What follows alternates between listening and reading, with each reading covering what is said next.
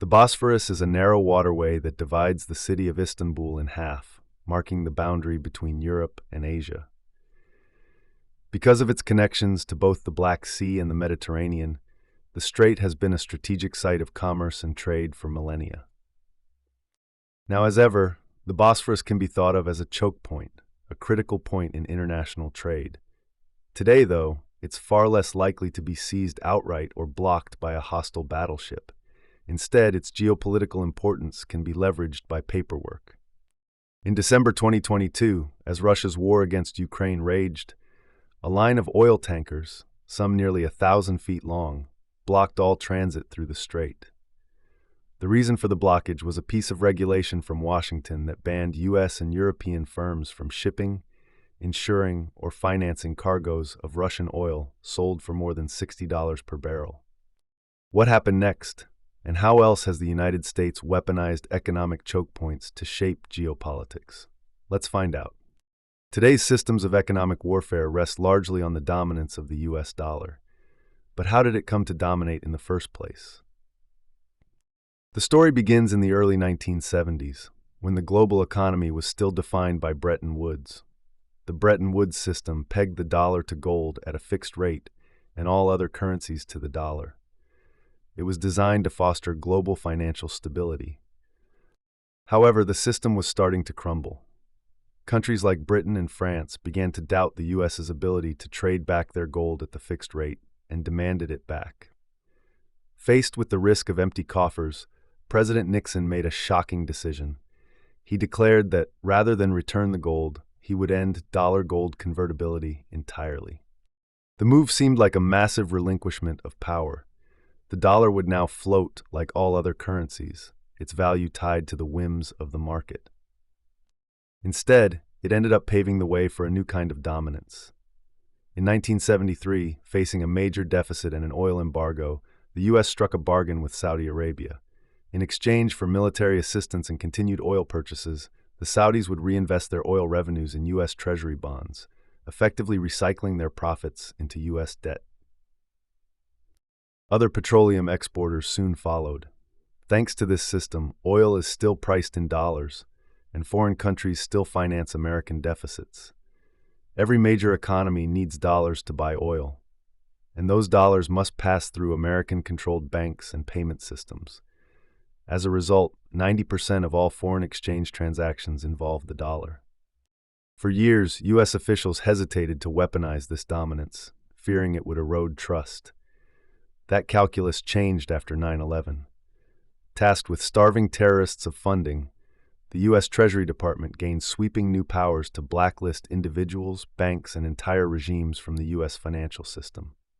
One remarkable use of that power came in 2005 when it targeted Banco Delta Asia, a small bank in Macau funneling North Korean cash. Treasury signaled that the bank, and any institution doing business with it, could lose access to the U.S. financial system. In response, authorities in Macau froze $25 million in North Korean funds and seized the bank itself to prevent a run. Banks across Asia scrambled to sever ties with Pyongyang. One North Korean official reportedly admitted, "You Americans finally found a way to hurt us." The episode hinted at the ways in which Washington could weaponize global finance. But the real test was yet to come. The United States invaded Iraq in 2003 over fears it might possess nuclear weapons. Those fears turned out to be baseless. But next door in Iran, a genuine nuclear program was underway, led by a fundamentalist Islamist regime whose president had openly called for Israel to be wiped off the map. Washington made it clear that a nuclear Iran was unacceptable. But given the miserable failure of the Iraq War, military intervention was a no-go. Instead, a small Treasury team set out to craft a different sort of weapon. The U.S. began sanctioning major Iranian banks using a powerful tool called blocking sanctions. These sanctions froze assets and prohibited all transactions with the U.S. Even though Iran had few ties to the U.S. economy, Iranian payments to Europe or Asia still often passed briefly through U.S. financial institutions. Blocking sanctions froze even these U-turn transactions, cutting sanctioned banks off from the global financial system entirely. Additionally, these sanctions were conduct-based. which meant they explicitly tied Iranian banks to nuclear activity and terrorism financing. So, along with hurting Iran economically, the sanctions were designed to convince foreign banks to see business with Iran as a liability, a risk legally, reputationally, and most importantly, financially. Multi-million-dollar fines were issued to banks that flaunted the sanctions. Soon, almost all of the world's major banks had voluntarily walked away from Iran. Even then, Tehran was still raking in billions worth of oil profits every year, and its nuclear program showed no signs of stopping. If the U.S. really wanted to hurt Iran, it needed to target its oil.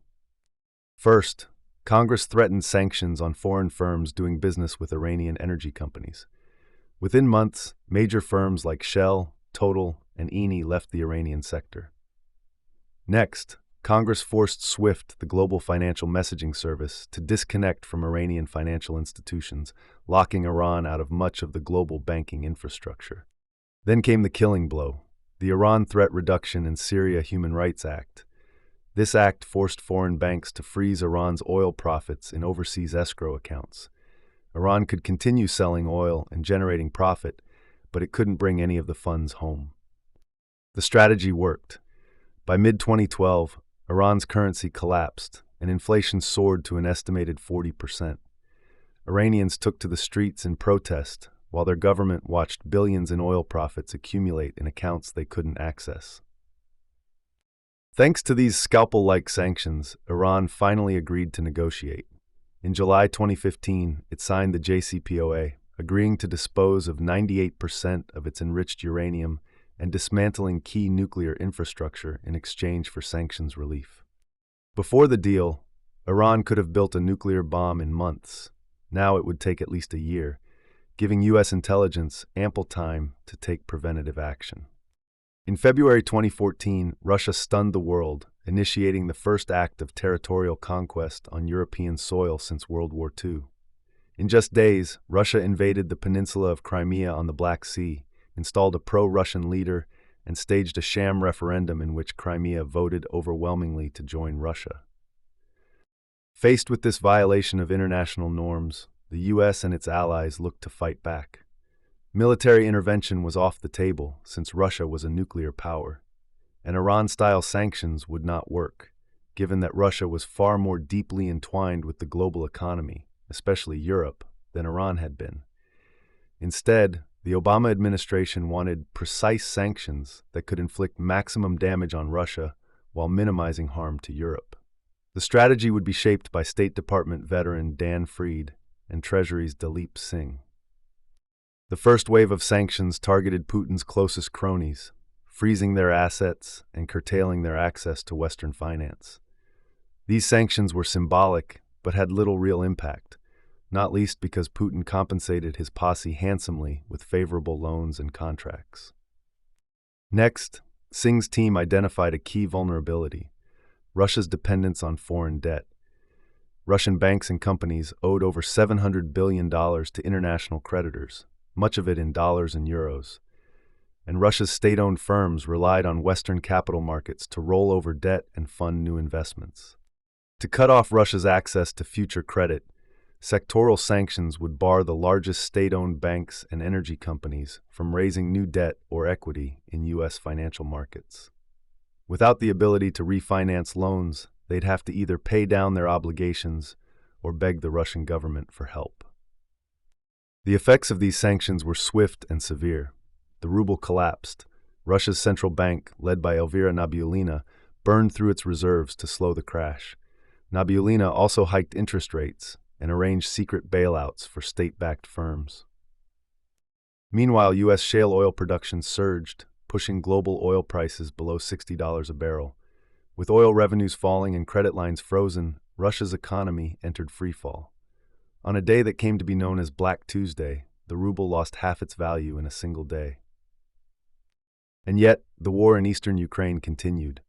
Russia agreed to a ceasefire, but the conflict was far from over. Russia held on to Crimea and continued to arm and support separatists. Putin was forced to shelve his Novorossiya, New Russia project, at least for the time being. But he had not been forced to retreat, and Crimea remained under his control. In April 2019, Washington received terrible news. The United Kingdom, America's closest ally, had just agreed to let the Chinese tech giant Huawei build its national 5G network. Officials in the Trump administration were mortified. Huawei was more than just a tech company. It was a bona fide arm of Chinese intelligence. Because of the backdoors built into its technology, it could potentially be used to disrupt communications, shut down power grids, and monitor military operations. If the world became dependent on Huawei, China could leverage that dependence to impose its will. The U.S. needed to stop Huawei. This time it would strike through a new choke point: America's dominance in high-end semiconductors and cutting-edge technology. The first big hit came in May 2019 when the Commerce Department placed Huawei on a roster called the Entity List. The Entity List is one of the most powerful instruments in U.S. export control law.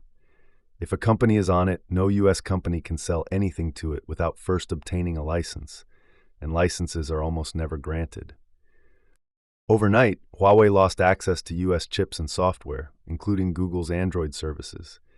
This meant users of Huawei smartphones outside of China would eventually lose access to the Google Play Store, Gmail, YouTube, and other Google products.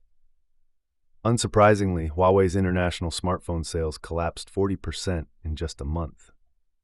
But Huawei's 5G division, the heart of its empire, remained strong until 2020, when the Trump administration dusted off an obscure Cold War regulation called the Foreign Direct Product Rule, or FDPR.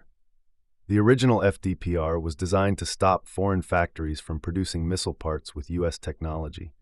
The new version was retooled to cut Huawei's access to advanced semiconductors. The impact was seismic.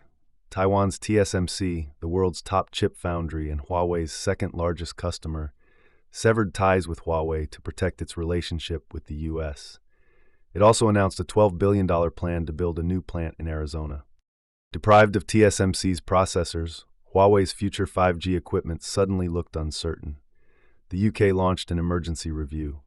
British intelligence concluded that without the chips, it could no longer vouch for the safety or functionality of Huawei's systems.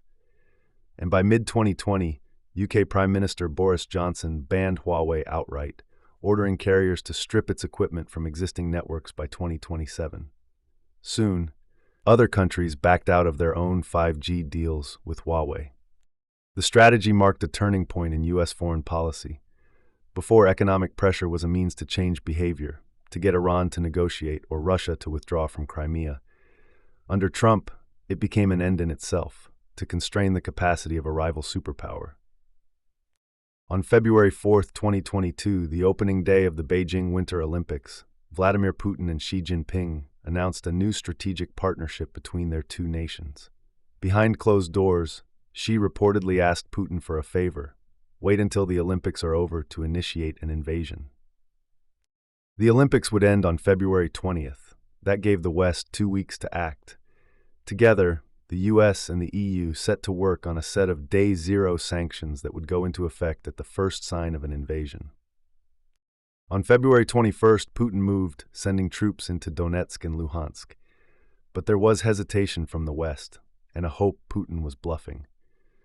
3 days later, as missiles struck Ukrainian cities, the Day Zero sanctions were finally triggered. Major Russian banks were cut off from the dollar, assets were frozen, and export controls, modeled on those that had crippled Huawei, severed Russia's access to semiconductors and other critical technology. Without semiconductors, Russia would lose access to the high-tech munitions its army depended on. But the invasion pressed on. The West responded by upping its aggression, taking the unprecedented move of freezing Russia's central bank reserves.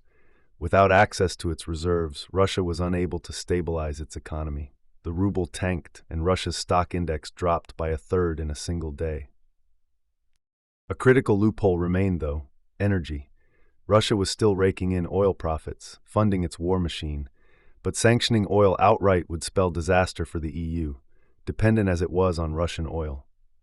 The solution the Biden administration converged on was a price cap. Let Russia keep selling oil, but limit how much it could earn per barrel. The cap was set at $60 per barrel, which was below Russia's budgetary break-even price, but high enough to keep exports flowing. When the cap came into effect, Turkish authorities blocked tankers from transiting the Bosphorus, that strait dividing Europe and Asia. The issue was that any tanker in violation of the cap would lose its insurance coverage.